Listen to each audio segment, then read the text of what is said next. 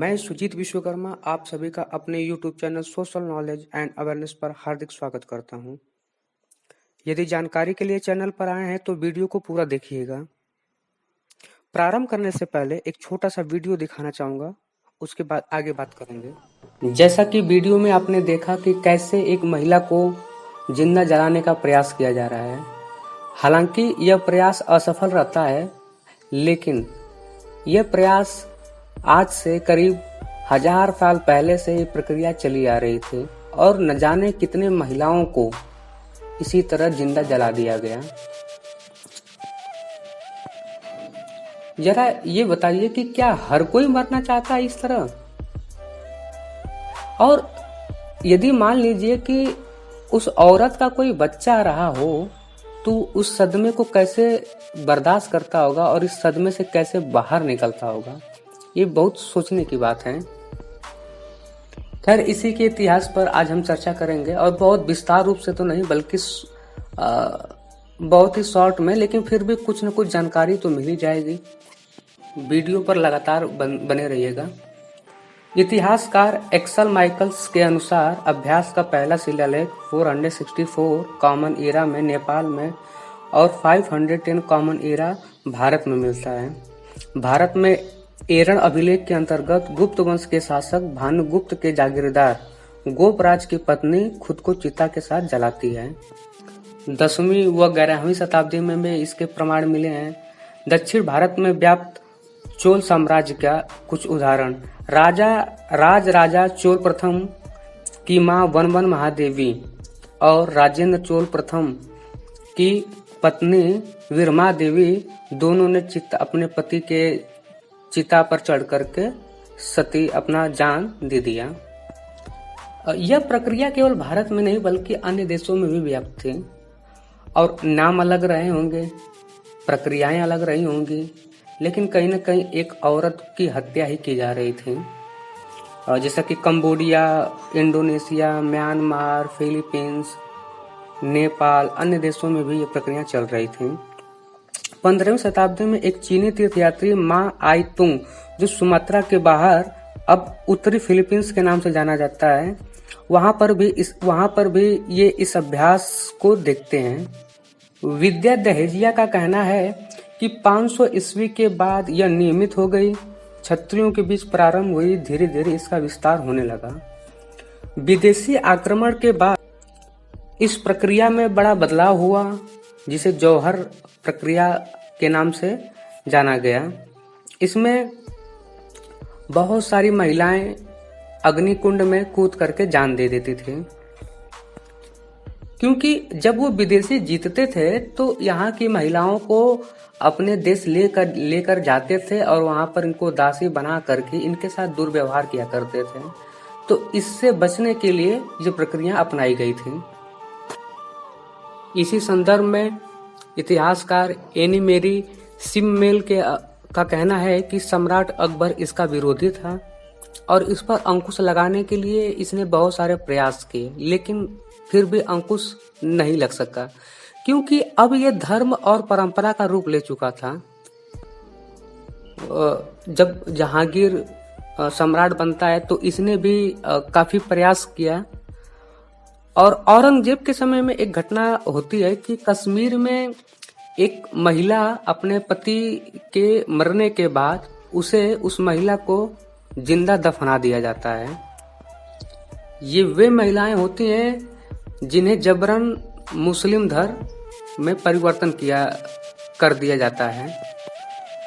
इसी संदर्भ में फ्रांसा वार्नियर ने एक विवरण दिया था, जो विवरण मैं आपके सामने प्रस्तुत कर रहा हूं।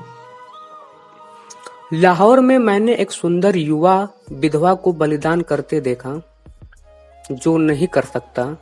मुझे लगता है कई वर्षों से अधिक की उम्र हो गई है। गरीब छोटा जीव जीवित रहने की तुलना में अधिक मृत दिखाई दिया।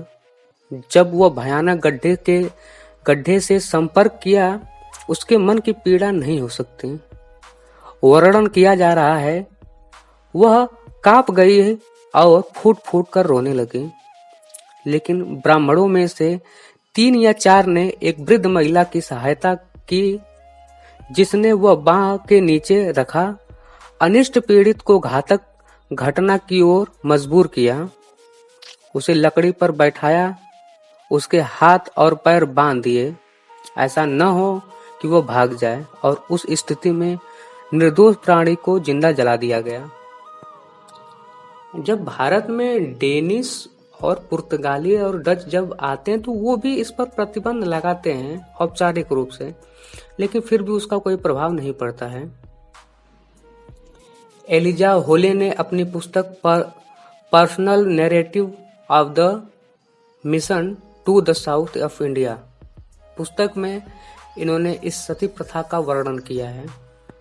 सती के खिलाफ प्रमुख प्रचारक ईसाई और हिंदू सुधारक थे, जैसे विलियम कैरी और राम मोहन राय शामिल थे। 1812 ईस्वी में ब्रह्म समाज के संस्थापक राजा राम मोहन राय ने सती प्रथा पर प्रतिबंध लगाने का कारण बताया, और वह अपनी भाभी की इस मजबूरी से ही प्रेरित हुए और सती प्रथा के प्रति कड़ा विरोध अपनाया। उन्होंने कई लोगों के समर्थन से वॉच ग्रुप बनाया। स्वामी नारायण संप्रदाय के संस्थापक सहजानंद स्वामी ने गुजरात में इसका प्रचार प्रसार किया, और उनका तर्क यह था कि भगवान ने जीवन दिया है तो वही ले सकते हैं, अर्थात विधवाओं को जीने का अधिकार है। काफी लंबे समय के प्रयास के बाद सन 4 दिसंबर 1829 दिन रविवार को विलियम वेटिंग ने सती प्रथा को आपराधिक न्यायालय में अवैध एवं दंडनीय घोषित किया। इसे अनुवाद के लिए विलियम कैरी को बुलाया गया। हॉली के अनुसार सती की शुरुआत पितृसत्तात्मक विचारधारा से प्रारंभ होकर वीरता, सम्मान, पवित्रता का रूप लेकर फैलता गया। अशिक्षित लोगों के मन में सती की पवित्रता को लेकर के ऐसे ऐसे तर्क दिमाग में भर दिए गए, और इसका उल्लेख वेदों पुराणों में बताया जाने लगा। ऐसा न करने पर पाप लगेगा, मृत शरीर की आत्मा को शांति नहीं मिलेगी, और ऐसा करने वाले ज्ञानी पंडित थे जिनमें मानवता नहीं थे। हालांकि इसका विरोध समय समय पर कई लोगों ने किया होगा। मैं ये नहीं कहता हूँ कि केवल अन्य जातियों के लोग करते थे, कुछ ऐसे जिनमें मानवता बची थी उन ब्राह्मणों ने भी इसका विरोध जरूर किया होगा, लेकिन उनकी बातों को दबा दिया गया होगा। वैदिक साहित्य या प्रारंभिक धर्मसूत्रों जैसे महाभारत, रामायण, ऋग्वेद, यजुर्वेद, सामवेद, अथर्ववेद और जितने भी वेद हैं, उपनिषद हैं, उनमें कहीं भी सती या सहस्त्र नाम शब्द का उल्लेख नहीं है। ये मैं नहीं, ये डेविड ब्रिक कहते हैं, जो येल विश्वविद्यालय के प्रोफेसर रह चुके हैं। इसी संदर्भ में साउथ एशियन स्टडीज के प्रोफेसर डेविड एरिक का भी कहना है कि वैदिक साहित्य जैसे संहिता, ब्राह्मण, अरण्यक, उपनिषद या प्रारंभिक धर्मसूत्र, इनमें से कहीं भी सती शब्द का उल्लेख नहीं किया गया है। महाभारत में कुछ घटनाएं मिलती हैं, जैसे पांडु की मृत्यु होने के बाद माद्री आत्महत्या कर लेती है, लेकिन इसे सती सब नाम नहीं दिया गया था। अर्थात माद्री ने इसलिए आत्महत्या की क्योंकि उनको लगा कि उनकी मृत्यु के जिम्मेदार वो हैं, क्योंकि उनको एक प्रकार का श्राप था। अब वो श्राप मैं इसमें चर्चा नहीं करूंगा, लेकिन वहीं कहीं अभिमन्यु, घटोत्कच, द्रोणाचार्य, वासुदेव आदि के मरने के बाद उनकी पत्नियां सती नहीं होती हैं। रामायण में भी ऐसी ही घटना दोहराई जाती है। रावण के मरने के बाद, बाली के मरने के बाद उनकी पत्नियां सती नहीं होती। यहाँ तक से कि राम के पिता दशरथ के मरने के बाद उनकी चारों पत्नियां सती नहीं होती हैं। रामायण के मुख्य अध्याय में इसका कोई चर्चा नहीं है,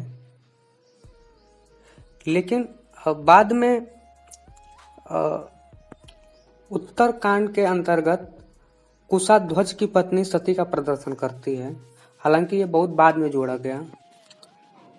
महाकवि वाणभट्ट ने इसका कड़ा विरोध किया, इसे महान मूर्खता बताकर और इसे आत्महत्या करार दिया। देवर भट्ट मध्यकालीन के टीकाकार, इन्होंने भी इसे आत्महत्या माना। जीवित वाहन ने लिखा, स्त्रियों को संपत्ति का अधिकार से स्त्रियों को संपत्ति के अधिकार से वंचित करना था, इसलिए पितृसत्तात्मक बरकरार रहे। कई लोगों के अलग अलग तर्क हैं। जब इस पर प्रतिबंध लगा दिया गया था तो बलूची के पुजारियों ने ब्रिटिश गवर्नर चार्ल्स नेपियर से शिकायत की, कहा कि यह हमारे राष्ट्र के पवित्र प्रथाओं में से एक है। तो नेपियर ने जवाब दिया, विधवाओं को जलाना तुम्हारी परंपरा है, मेरे राष्ट्र में भी एक रिवाज है। जब पुरुष महिला को जिंदा जलाते हैं तो हम उसे फांसी की सजा सुनाते हैं और उसकी सारी संपत्ति जब्त कर लेते हैं और पुजारी बिना कुछ कहे वापस चले जाते हैं। अथर्ववेद में एक श्लोक है जिसे मैं आपको बताता हूँ। उदिस्र नारायावी जीवलोकम गतासु मेतमु शेष आहि हस्तग्राभास्य दिधिशो स्तवेदम पत्युप्रीटिंग नाम माँ भी संभूभूत।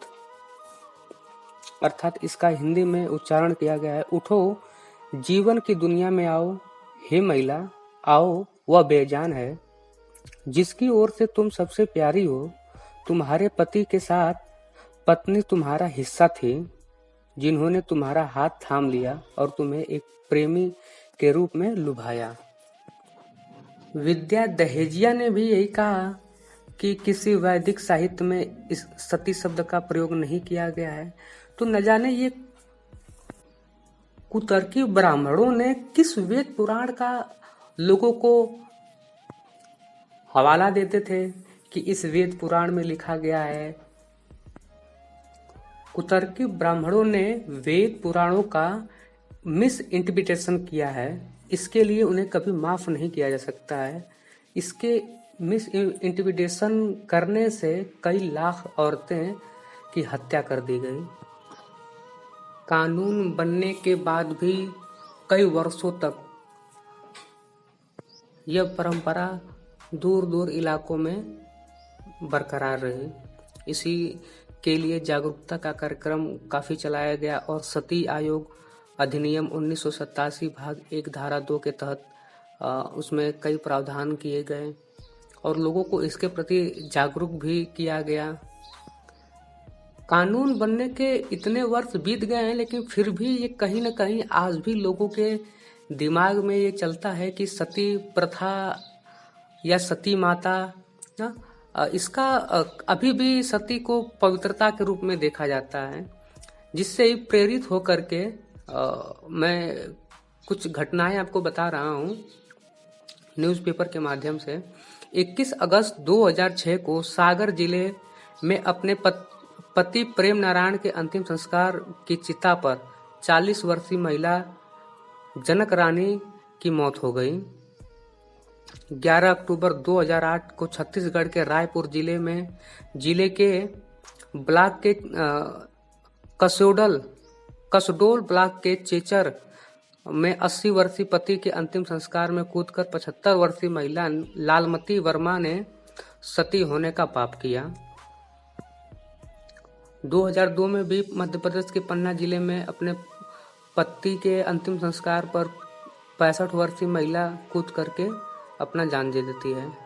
मई 2006 में ही विद्यावती एक 35 वर्षीय महिला उत्तर प्रदेश के फतेहपुर जिले के रेरी बुजुर्ग गांव में अपने पति की धधकती हुई अंत्येष्टि चिता में कूदकर कथित रूप से सती हो गई। कार्ल मार्क्स का एक कथन याद आता है कि उनका कहना था, धर्म एक अफीम है, अर्थात इसकी लत बहुत आसानी से नहीं छूटती है। तो वीडियो में आपने देखा कि कैसे इस प्रथा को धार्मिक ग्रंथों से जोड़ करके इसको बरकरार रखा गया और एक महिला पर इतने सारे अत्याचार किए गए। तो आप लोगों से ये रिक्वेस्ट है कि कभी भी ऐसी प्रथाओं का किसी भी प्रकार के भावनाओं में आकर के, श्रद्धा प्यार किसी भी भावनाओं में आकर के ऐसी प्रथाओं का समर्थन बिल्कुल ना करें। लोगों को जागरूक करें, जागरूक बने। धन्यवाद। वीडियो अच्छा लगा हो तो लाइक करें और किसी प्रकार का सुझाव देना चाहें तो कमेंट बॉक्स में लिखें, शेयर करें, सब्सक्राइब करें। धन्यवाद।